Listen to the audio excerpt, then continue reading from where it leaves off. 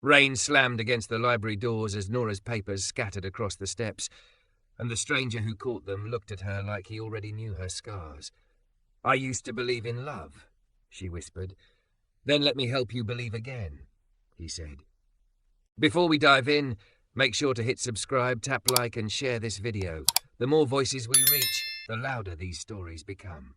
Rain stitched the morning into a grey curtain, needling the glass facade of the Westbrook Public Library until the city blurred into watercolour.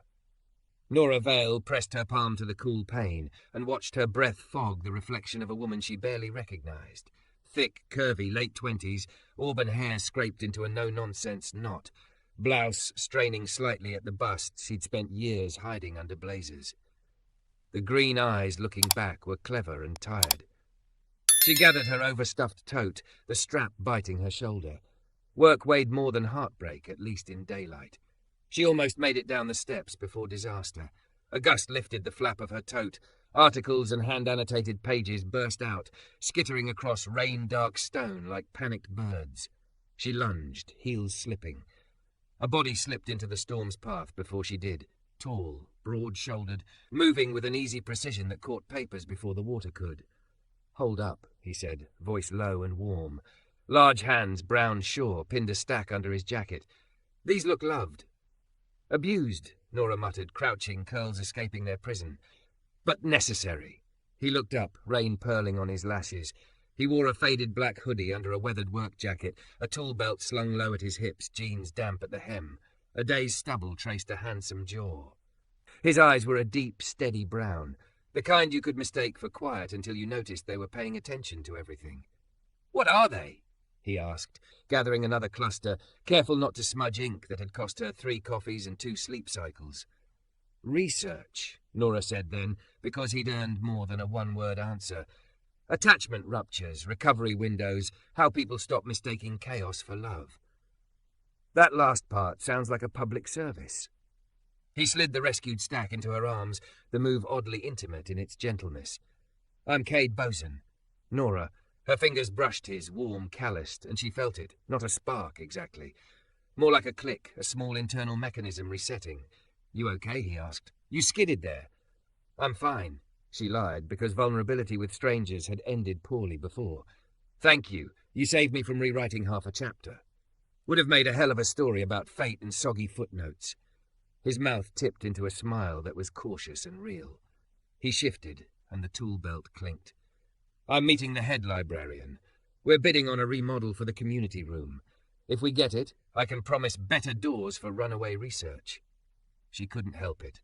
The smallest laugh escaped. "Good. These doors fight dirty." She tucked stray curls behind her ear and realized his jacket was still shielding papers. He noticed too and lifted it last, handing her the top sheet with exaggerated care, like a waiter returning a beloved ring. Rain hissed on the pavement. The city smelled like wet concrete and first chances. "Take care, Nora," he said.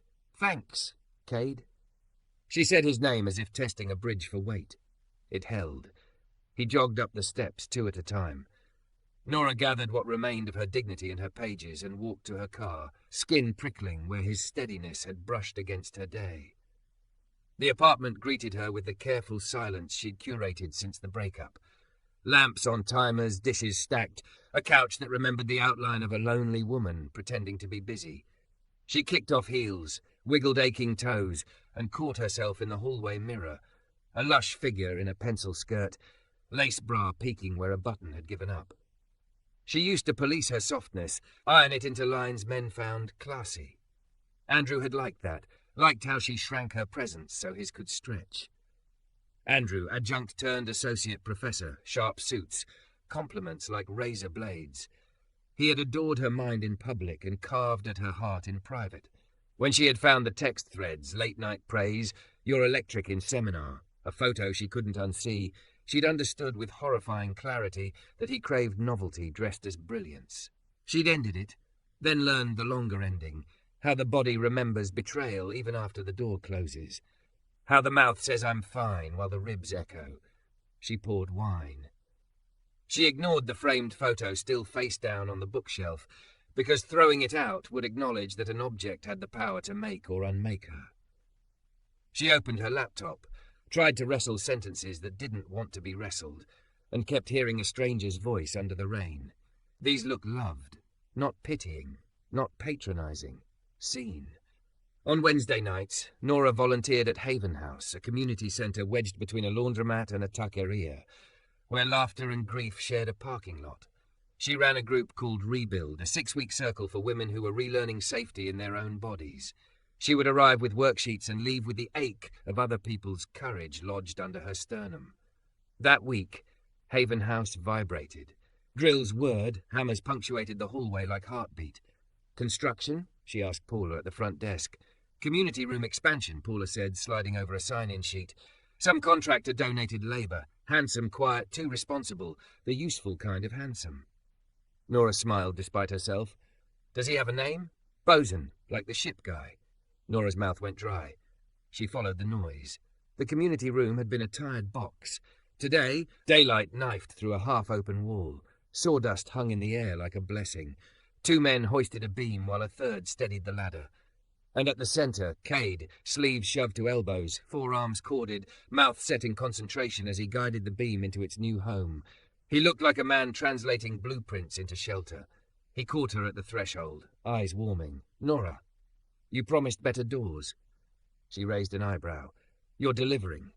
Trying to. He wiped his hands on a rag and stepped closer. Even sweaty and dusted, he smelled faintly of citrus cleaner and cedar. You run a group here, right? Rebuild. She rested a palm on the half-built frame, grounding herself in wood and purpose. We start in 20 minutes. Then I'll keep the noise down. He glanced at the women filtering in, one with bruises she was brave enough not to hide, one whose laugh was too loud because it had been muted for too long. Respect flickered across his face. He lowered his voice, then, need more chairs? She hesitated. Pride always went first in her list of petty gods. We could use 6. I've got you. He made it happen in under 5 minutes. Clean chairs, wiped fast, arranged in a circle that said welcome without words. He set the last one and met her gaze. Good luck. You too, she said, and meant be careful with your body. It looks like you use it for good. The session was raw and holy. Words shook loose. A woman named Lila confessed she sleeps with the TV on because silence sounds like footsteps. Another, Maritza, said she keeps one drawer empty as a promise to herself, room for whatever she chooses next. Nora guided breathing, offered practices, spoke in the gentle imperative. Drink water, text a friend, name one thing your body did today that wasn't about survival. But her attention snagged on the rhythmic thud behind the far wall, Cade's team anchoring something load-bearing. The timing felt like a metaphor, so on the nose she almost laughed. Every time someone cried, the hammer answered with a sound that said, stay, the frame will hold. After, while the women lingered to trade phone numbers and recipes and audacity, Kade poked his head in. We're done for today, he said softly, as if the room were a sleeping child. His gaze swept the circle, took in the faces, landed on Nora. How'd it go? Messy, she admitted. Good. Most good things are messy, he said. He stuck his hands in his pockets, suddenly boyish. You, want to see something? She followed him down a short corridor into the bones of the addition. This will be a kitchen, he said, tapping studs. Potlucks, cooking classes. Food builds the kind of trust meetings dream about. He pointed to an alcove. And here, a little corner with softer lights. People talk easier when the room understands them. Did the architect write that? Nora teased. Or did you feel it in your wrists? He grinned. Wrists and mistakes. Grew up without many rooms that listened. I try to make them now. The sentence stumbled into her chest and stayed. You grew up. Foster care, he said simply. Lots of houses, not many homes. A couple good ones, a few I still dream about, not in the nice way.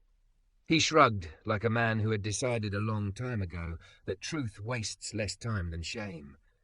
Construction made sense. Put a beam here, a brace there. The roof doesn't fall. And love, she asked before she could stop herself. Where does that fit? He considered. Love's the part where you show up even when the roof held yesterday. You check anyway. You add a brace because it's Tuesday and rain happens. Her laugh broke out, uncoiled. She felt it in her hips. How laughter can be a full-body event. He watched her like that was the miracle, not the fact that he was building her city a breathing room. Thank you for the chairs, she said, because gratitude was safer than the other thing crowding her throat. "Any time," he said. He rubbed the back of his neck, suddenly uncertain. "Look, if you ever need shelves hung or walls opened, call me. For work, or—" He faltered, then recovered. "For work." She nodded like a coward and hated herself a little. "I will." Outside, rain had softened to mist. They stood in the doorway a second too long. She smelled sawdust again, citrus again, decided she'd never look at oranges the same. That night, alone in her kitchen, Nora tried naming what had shifted. Her body had paid attention. Sure, the breadth of him, the way he took up space without taking space from anyone else. But it wasn't lust that left her restless. It was the steadiness. How he had knelt in the rain for paper like it deserved rescue. How he listened to a room he was paid to hammer. How his eyes held no performative hunger, only a quiet invitation to be seen without shrinking. She washed a single wine glass and set it upside down to dry. Her phone buzzed with an email from a journal. Revise and resubmit. She smiled. Even her work believed in second chances. She turned off lights, the apartment dimming to a softness that didn't scare her as much as it had last week. In bed, she stared at the ceiling and let a sentence she would never write flash neon across the dark. "I used to believe in love." She didn't chase it away this time. Another sentence answered in a voice that sounded like rain on new wood. "Let me help you believe again." She slept.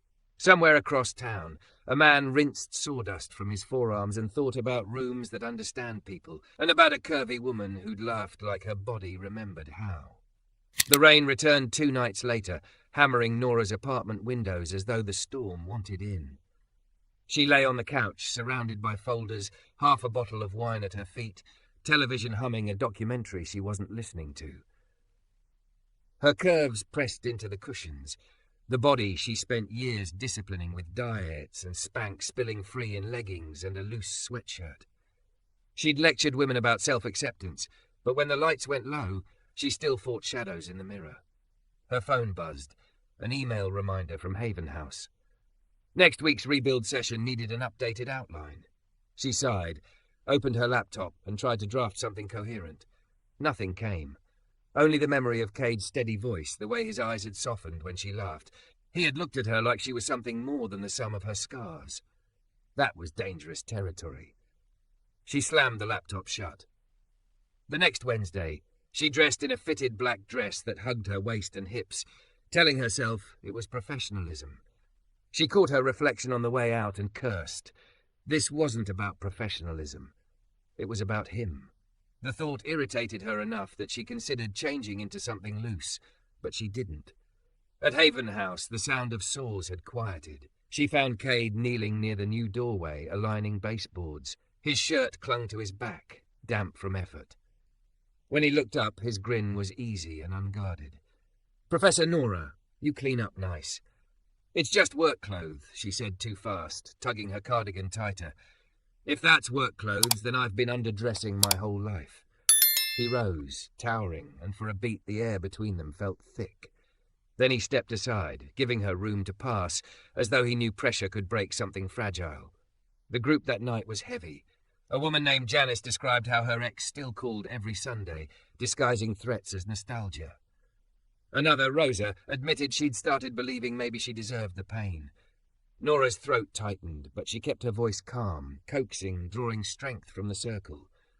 She offered breathing exercises, grounding techniques, sentences the women could repeat until their own voices believed them. Still, she felt the weight, heavier than usual. When the session ended and the women drifted out, she stayed behind, stacking chairs. A hammer clinked nearby. Kade was still working, methodical. "You don't stop," she said. "Neither do you." He looked up, eyes catching hers. "But you look tired, Nora. The kind of tired coffee doesn't fix." She bristled. "I'm fine." "Fine is a lie we tell so people won't look too close." His words were gentle, not accusing. She set the last chair with unnecessary force. "And what would you know about it?" He wiped sawdust from his hands, leaning on the frame he'd just secured. "I know what it's like to be the strong one in the room, to carry everyone else's stories until your arms shake. And I know sometimes if you don't set it down, it'll break you." Her throat burned. He wasn't supposed to see this much. "I can handle it." "Maybe," he said, "but you don't have to alone." The sentence settled over her like warm weight. She sat on one of the chairs, unable to keep standing under it. To her surprise, he didn't push. He simply sat a few feet away, silent, patient. Finally she whispered, "I used to believe in love." The words spilled before she could swallow them back. "I thought if I was smart enough, disciplined enough, careful enough, it would hold. But it didn't, and I don't trust myself anymore." The room went quiet except for the hum of the exit sign. Kade leaned forward, forearms on his knees, his voice low and certain. "Then let me help you believe again, not in fairy tales, not in perfect men who say the right words, but in the kind of love that shows up, that hammers nails, that listens, the kind that doesn't run when storms hit." Her eyes stung. She wanted to dismiss him, to call it a line, but the way he said it, without demand, without expectation, felt different, like an offering. She stood abruptly, clutching her bag. "I have to go." He didn't move to stop her. "Okay, but Nora?" She paused at the door. "Just because someone broke what you believe doesn't mean belief itself is broken." She walked out into the rain, heart pounding, dress clinging to her thighs. She hated how much she wanted his words to be true. She hated even more that, for the first time in years, she wondered if they might be. The storm outside had turned the city into a maze of glistening streets, every lamppost haloed in mist. Nora sat at her office desk on campus, papers spread in messy stacks, though she wasn't reading them. Her students' essays on attachment theory blurred into scribbles. Every paragraph about resilience and rebuilding reminded her of Kade's voice. Steady, unpolished, more convincing than any textbook she'd ever assigned. She pushed back from the desk, the leather of her chair squeaking. She needed air. Crossing the quad, she noticed colleagues watching her, murmurs trailing. Since the breakup with Andrew, whispers clung to her. People said she'd thrown herself into work to prove something. Maybe they were right. Her heels clicked against the pavement until she stopped outside the campus café. Through the window, she caught sight of him. Kade. Sitting at a table in his work jacket, a notebook open, pencil scratching. He looked out of place among laptop screens and branded coffees, but he wrote with the same intentness she remembered from the construction site. Her pulse jumped. She should turn away, but her feet betrayed her. "Didn't expect to see you here," she said, sliding into the seat across from him before her fear could stop her. He looked up, surprise flickering into a slow smile. "Nora, I was bidding a project nearby. Needed somewhere warm to do math. Coffee's not bad." She stared at the page in front of him, columns of numbers, a rough sketch of a roofline. His handwriting was uneven, but precise. "You draw like you build." He shrugged, eyes amused. "And you watch like you study." Heat rushed into her cheeks. She busied herself with her bag, pulling out papers. "I was grading. My students think attachment is a puzzle with one solution. They don't realize it's a lifetime of rewiring. Maybe they'll learn faster than we did." His tone wasn't mocking, just true. Something in her chest cracked. "Why are you so certain about love, after everything you told me about your childhood?" Kade set down his pencil. His eyes held hers. "Because I saw the opposite, Nora. I know what happens when no one chooses you. I swore if I ever had the chance, I'd choose differently. Love isn't about avoiding pain. It's about not letting pain decide for you." She swallowed hard, blinking too fast. Her body betrayed her again, leaning toward him, wanting his steadiness like sunlight. "And what if I can't?" she whispered. "Then you don't. Not yet. Belief comes back like muscle. You work it slow, rep by rep. I'll spot you if you want." The metaphor made her laugh, shaky but real. She bit her lip, suddenly aware of the cafe's warm air, the way his eyes didn't flinch from her curves, didn't judge the space she took up. "Thank you," she said softly. "For what?" "For not pretending I'm easy to fix. I don't want to fix you." His voice was steady as stone. "I just want to know you." Silence fell. Around them, students chattered, cups clinked, the espresso machine hissed. But at their table, time stretched taut and private. Nora broke it first. "I should go." He nodded, but something in his gaze lingered, patient as ever. "See you at Haven?" "Yes," she admitted, surprising herself. That evening, back in her apartment, Nora lit a candle. The flame danced across her bookshelves, catching the corner of that old face-down photo frame. She picked it up, stared at Andrew's smile, the teeth she once thought promised safety. She held it over the trash, fingers trembling. Her phone buzzed. A message. Unknown number. You left your notebook at the café. I told the barista I'd return it if you want. Kade. Her heart stuttered. She hadn't even realized. She typed back, "Thank you. I'll get it at Haven House tomorrow. Or I can drop it by." Rain's easing up. She hesitated. Then, tomorrow's fine. She set the photo in the trash, finally. The candlelight flickered, warm against her skin. For the first time in years, her apartment didn't feel empty. It felt like a space waiting. The next night at Haven House, the women of Rebuild gathered again. Nora began the session, but halfway through she saw the door open quietly.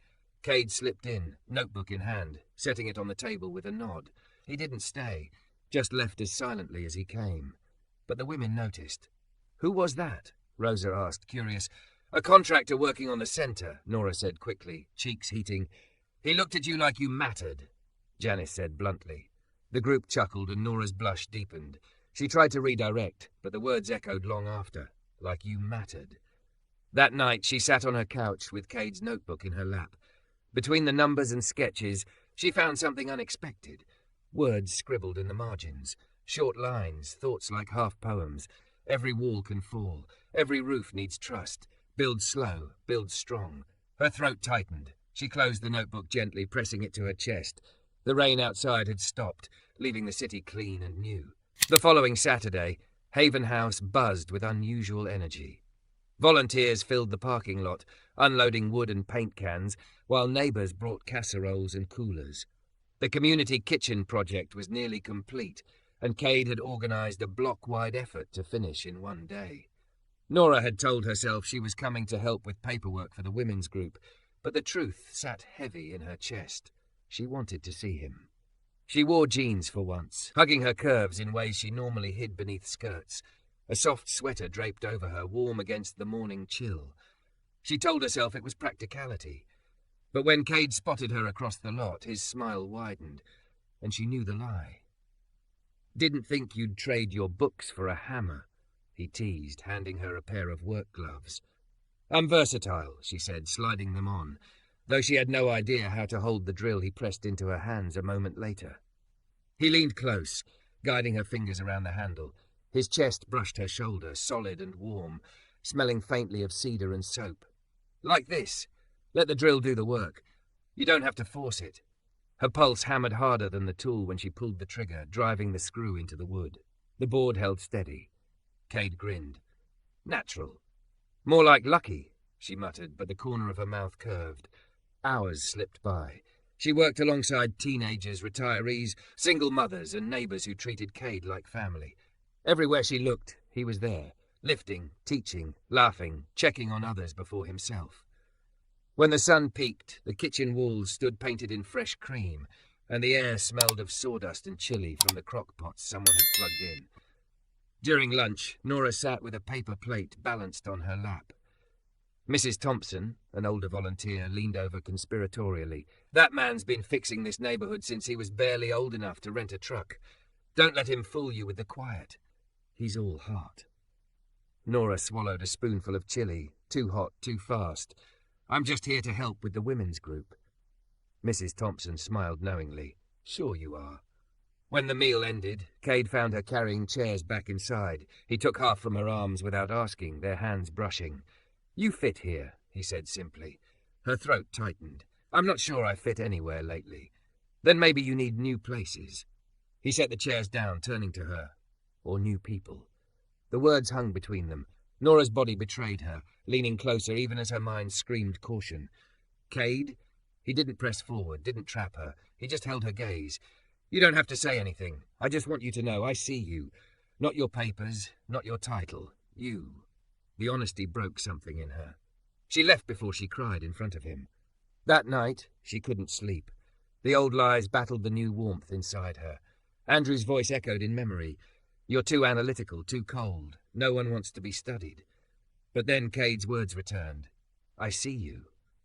At midnight, restless, she grabbed her phone and typed a message. "Are you awake?"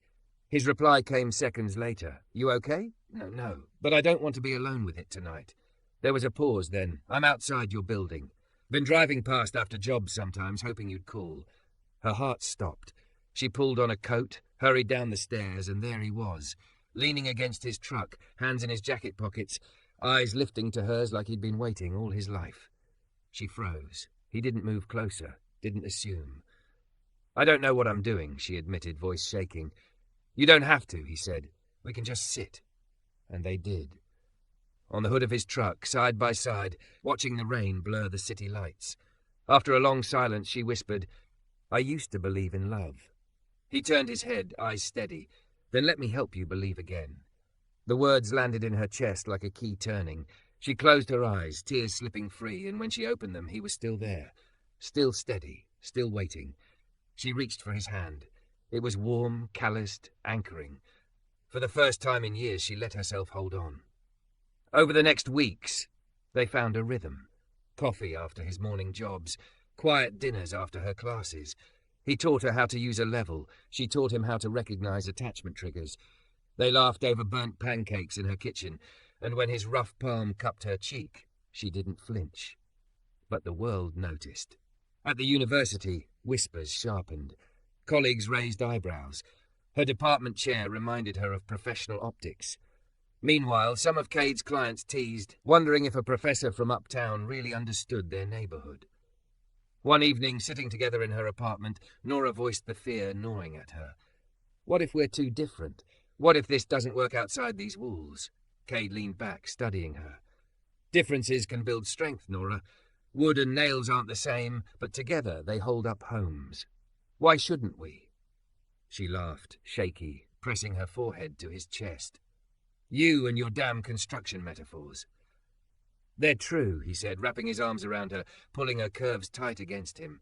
"And so is this." For once she let herself believe it might be. Spring settled over the city with restless energy, the streets blooming with cherry blossoms that stuck to car hoods like confetti. Nora walked across campus with her tote heavy against her hip, her curves wrapped in a slate-blue dress that drew looks she ignored. She had stopped shrinking from her body in recent weeks. Kade's eyes had a way of making her feel not just acceptable, but luminous. Yet every step toward him seemed to stir resistance in the world around her. That morning's faculty meeting had been brutal. Dr. Vance, the department chair, had raised an eyebrow over Nora's declining to present at a national conference. "We can't have you trading peer-reviewed prestige for community volunteerism," she'd said, her tone a blade dulled with condescension. Or distractions. The word hung in the air, sharp as glass. Nora clenched her pen, biting back the retort. She knew what distractions meant.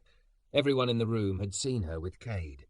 The whispers carried weight, that she was wasting herself, that her career was too important to risk on a man who worked with his hands. She had left the meeting early, pulse racing, throat raw.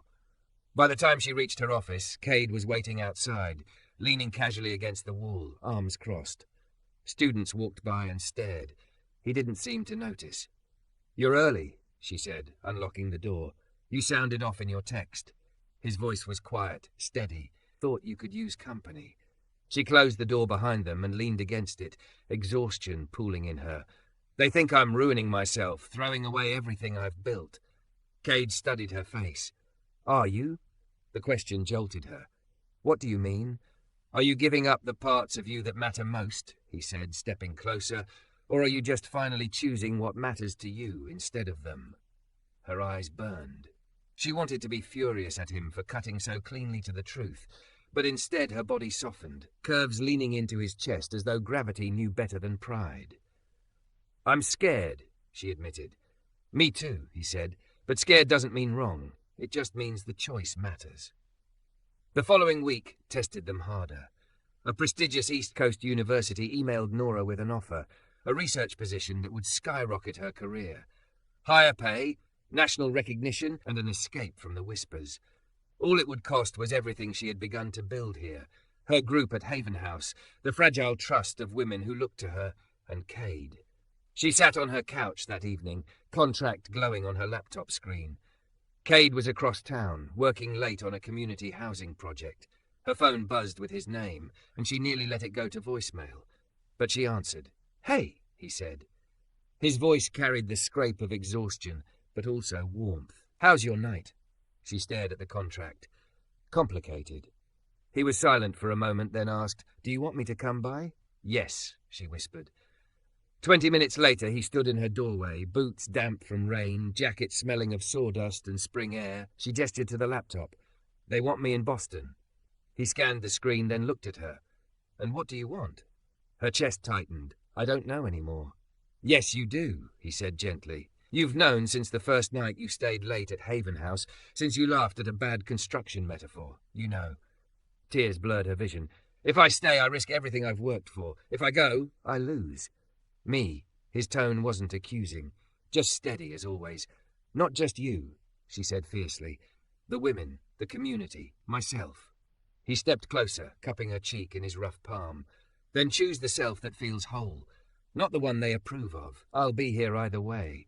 But Nora, don't trade belief for safety. Her breath caught.